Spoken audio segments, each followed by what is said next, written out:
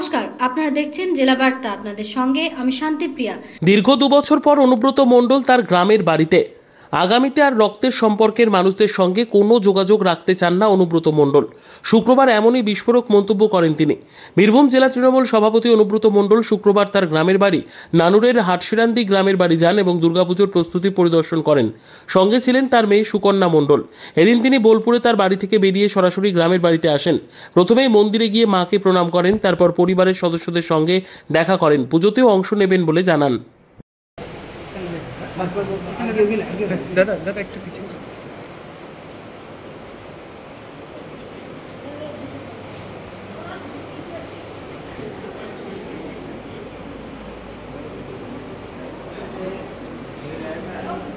আপনারা যাবেন না।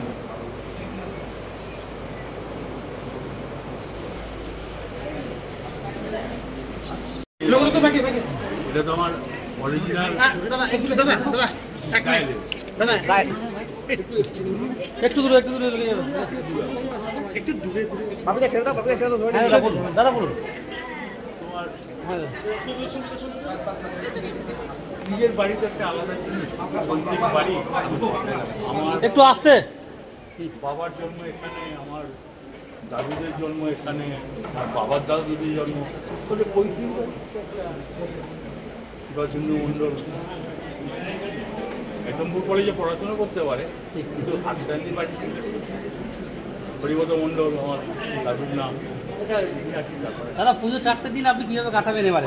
আমি আসবো মায়ের কাছে 12টা সাড়ে 12টায়, মাকে প্রণাম করবো, মায়ের পুজো দেখবো, চলে।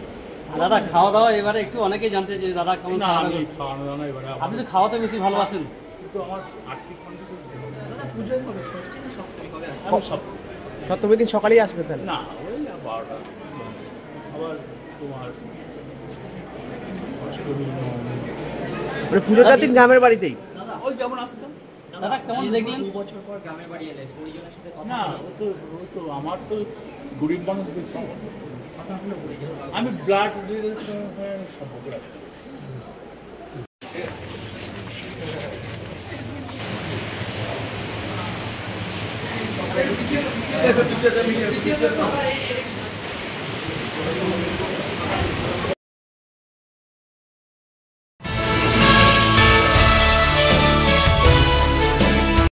এবার রেল কোয়ার্টারের কোচিং সেন্টারে ধর্ষণ, বাবা ও মা সহ নির্যাতিতা নাবালিকাকেও খুনের হুমকি।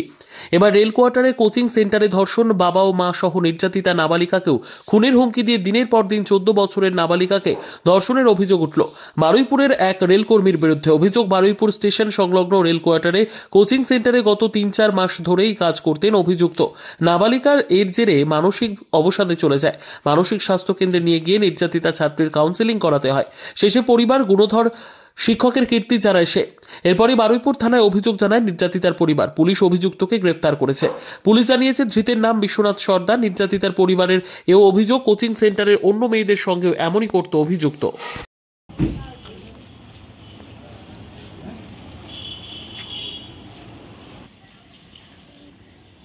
আমার মেয়ে গত 3-4 মাস ওনার কাছে পড়ছে, খুব মেয়ের মতো ভালোবাসতো, শ্রদ্ধা করতো।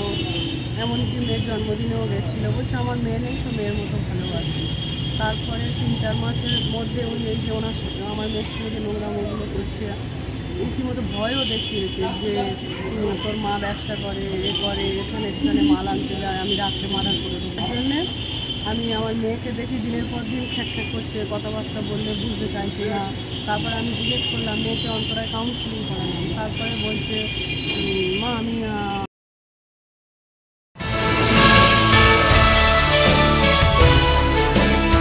দীর্ঘ টালবাহানার পর গতকাল রাজ্যে এসে পৌঁছেছে বাংলাদেশের রূপোলি শস্য। আজ সকাল থেকে হাওড়া পাইকারি বাজারে মিলছে বাংলাদেশি ইলিশ। খুচরো বাজারে যাচ্ছে মাছ। 800 থেকে 1 কেজি ওজনের মাছ 1450 থেকে 1600 টাকা দরে বিকোচ্ছে পাইকারি বাজারে। ঠিক আছে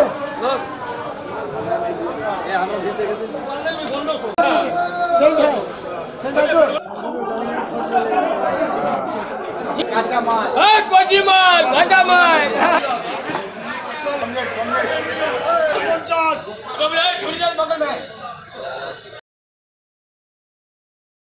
নিয়ে নিচ্ছে একটি ছোট্ট বিরতি। ফিরে আসছি বিরতির পর, সঙ্গে থাকুন ভয়ের সঙ্গে নির্ভয়ে। সিউড়িতে অত্যাধুনিক চিকিৎসা পরিষেবা নিয়ে এলো সৃজন পলিক্লিনিক।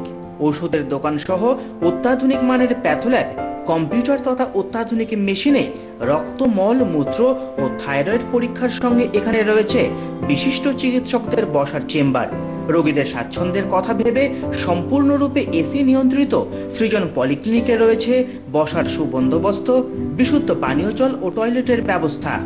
এখানে বসছেন সিউড়ি সদর হাসপাতালের বিশেষজ্ঞ চিকিৎসক সহ অন্যান্য শহর ও হাসপাতালের বিশিষ্ট চিকিৎসকরা। সৃজন পলিক্লিনিক ও প্যাথোল্যাব, সিউড়ি, বীরভূম। সিউড়ি সদর হাসপাতালের পাশে ফাঁড়ি ঘরের উল্টো দিকে। Mobile number 8373071019, 9474437713, 9434326822। ফিরে এলাম বিরতির পর। অনুব্রত মণ্ডল সাংবাদিক বৈঠক। দীর্ঘ 2 বছর তিহার জেলে বন্দী থাকার পর গত 2 দিন বীরভূমে তার নিজেও বাসভবনে ফিরেছেন। গতকাল তিনি তার দলীয় কার্যালয়ে এসেছিলেন এবং দলীয় কর্মীদের সঙ্গে আলাপ আলোচনা হয়। আজ দলীয় কার্যালয়ে সাংবাদিকদের মুখোমুখি হন। এছাড়াও দেখা গেল অনুব্রত মণ্ডলের নিরাপত্তা ব্যবস্থা জোরদার করা হয়েছে, কারণ 2টি ব্ল্যাক কমান্ডো AK-47 রক্ষী বাহিনী দেওয়া হয়েছে। অনুব্রত মণ্ডলের নিরাপত্তা ব্যবস্থা করা হয়েছে খুব আঁটোসাঁটো। কাজী আমিরুল ইসলামের রিপোর্ট।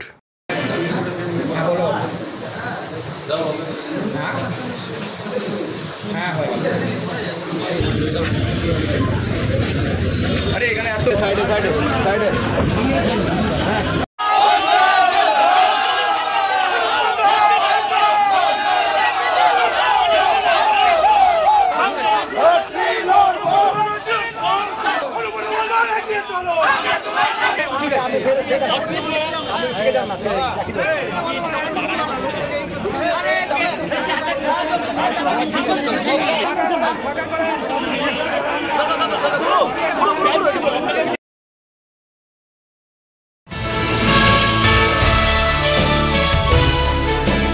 দেড় মাস ধরে ভূতনির 3টি অঞ্চলে জলবন্দী প্রায় 1 লক্ষ মানুষ। দেবী দুর্গার পুজো হতে হাতে গোনা আর মাত্র কয়েকটা দিন বাকি। চারিদিকে মায়ের পুজো নিয়ে সাজো সাজো রব। পুজো আরও কতটা আকর্ষণীয় করা যায় তা নিয়ে ব্যস্ত পুজো উদ্যোক্তারা। এদিকে ভূতনির ক্ষেত্রে ছবিটা অন্যরকম। মানিকচকের ভূতনির দামোদরটোলা পুজো মণ্ডপগুলি জলের তলায়। গত বছর হিসেবে ভূতনির 3টি অঞ্চলে বারোয়ারি পূজা সহ মোট 29টি পুজো হয়। এর মধ্যে 22টি পুজো সার্বজনীন। পুজো নিয়ে মেতে থাকে ভূতনিবাসী। কিন্তু এইবারে কিভাবে পুজো হবে, পুজো কোথায় হবে, এই নিয়ে চিন্তিত সকলে। ভূতনির 3টি অঞ্চলে মা দুর্গার স্থায়ী মন্দির মোট 10টি। বাকি পুজো হয় অস্থায়ী পুজো মণ্ডপে তৈরি করে। কিন্তু বন্যার জল ইতিমধ্যে চারিদিকে জলমগ্ন হতে শুরু করেছে। আর কয়েকদিন পরেই দুর্গাপুজো। ইতিমধ্যে দুর্গা মণ্ডপ এবং পুজো মণ্ডলের মধ্যে থই থই করছে। সেক্ষেত্রে ভূতনিবাসী রীতিমতো চিন্তিত। তবে পুজো উদ্যোক্তারাও ভূতনিবাসী, তারা জানাচ্ছেন জল হলেও দেবী মূর্তিতে অন্যত্র সরিয়ে পুজো উঁচু জায়গায় মায়ের পুজো হবে।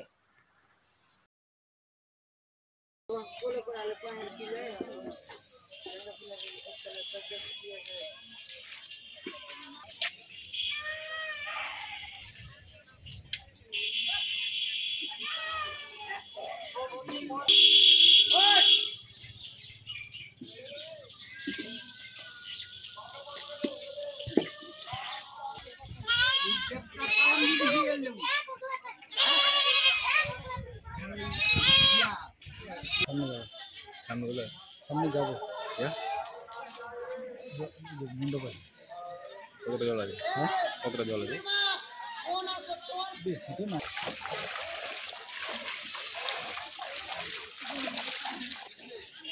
এখনো আমাদের হবে না আনন্দ করা, সব জল ঢুকে গেছে ঘরের ভিতরে, বাইরে বারান্দায়, ঘরে সব জায়গায় জল। এখানে দুর্গাপূজা হয়?